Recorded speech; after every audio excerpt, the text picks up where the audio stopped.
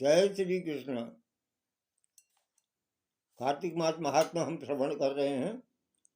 24वें अध्याय में हमने कलह नाम की राक्षसी और धर्मदत्त नाम के ब्राह्मण की हमने कथा सुनी। वो ब्राह्मण जो है कलह नाम की राक्षसी से बोला, कहता है कि तीर्थ व्रत और दान आदि करने से समस्त पाप नष्ट हो जाते हैं, मगर प्रेत योनि में रहने वाले को इसका अधिकार नहीं है। तुम्हारे दुख को देखकर मैं अत्यंत दुखी हूँ।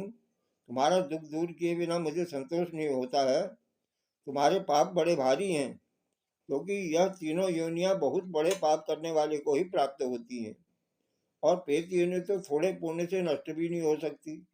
प्रेत योनि ऐसी है जो थोड़े पुण्य करने से नष्ट नहीं होती। लेकिन मैं तुम्हें इस योनि से अवश्य छुड़ाऊंगा।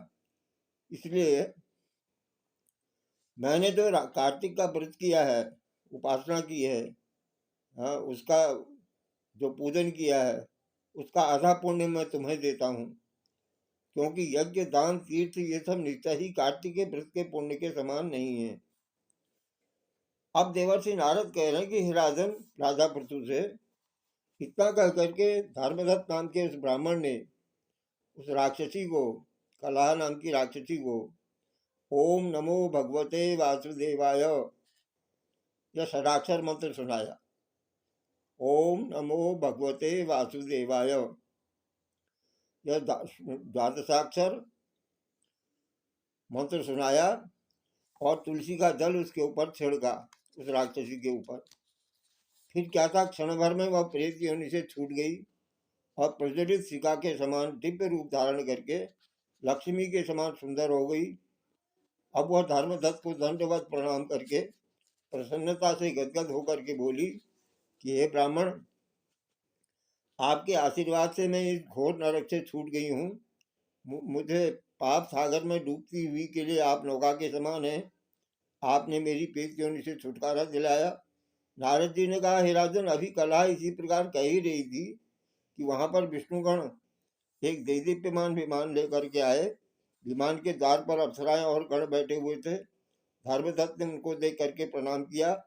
पूर्णशील और सुशील नामक भगवान विष्णु के गणों ने धर्मदत्त को अपने हाथों से ऊपर उठाया और उसका अभिनंदन किया, और धर्मदत्त से कहा कि हे द्विज श्रेष्ठ, आप धन्य हैं, जो सदा भगवान के विष्णु के व्रत करते हैं, कथा करते हैं, सेवा में लगे रहते हैं। आपने बाल्यकाल में पवित्र और शुभ कार्तिक का व्रत किया था। उसके आधे फल से कलह के पूर्व जन्म के एकत्रित पाप नष्ट होकर आपने कर दिए हैं। यही नहीं, आपकी कृपा से उसके सैकड़ों जन्म के पाप भी नष्ट हो गए हैं। आपने जागरण किए।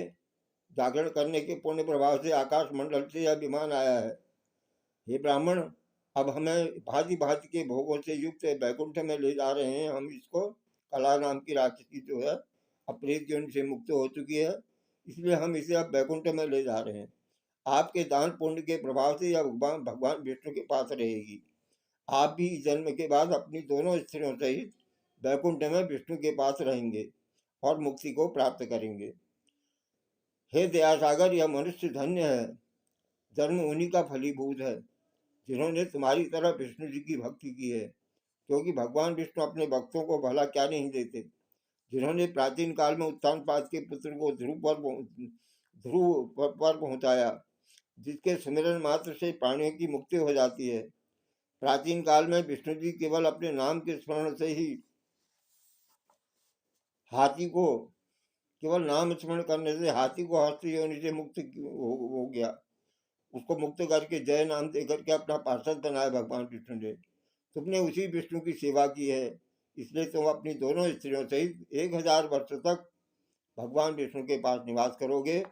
जब तुम्हारा पुण्य क्षीण हो जाएगा, तब सूर्य वंश में अपनी दोनों रानियों के साथ राजा दशरथ के नाम से प्रसिद्ध होगे, तथा यह कलह तुम्हारे आधे पुण्य की भागीदार होने के नाते, कलह नाम की जो राक्षसी है, यह तुम्हारे आधे पुण्य की भागीदार होने के नाते तुम्हारी तीसरी भार्या होगी, तीसरी पत्नी होगी। और भगवान विष्णु पुत्र के रूप में तुम्हारे पास आएंगे,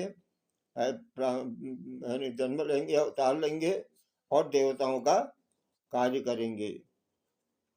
विष्णु जी को प्रसन्न करने वाले तुम्हारे कार्तिक व्रत के अधिक महत्व को यहाँ दान तीर्थ आदि कोई भी नहीं है। तुम धन्य हो धर्मदत्त, तुमने जो है कलह नाम की राक्षसी को प्रेत योनि से छुटकारा दिलाया और स्वयं तुमने जो है उपवास व्रत कार्तिक मास व्रत किए, उपवास किए और तमाम धार्मिक जो है कृत्य किए। तुम धन्य हो। यानी देवदूतों ने धर्मदत्त से इस प्रकार निवेदन किया। इस प्रकार ये कार्तिक मास महात्मा का 25वां अध्याय जो है श्री राधा कृष्ण को समर्पित है। जय श्री कृष्ण।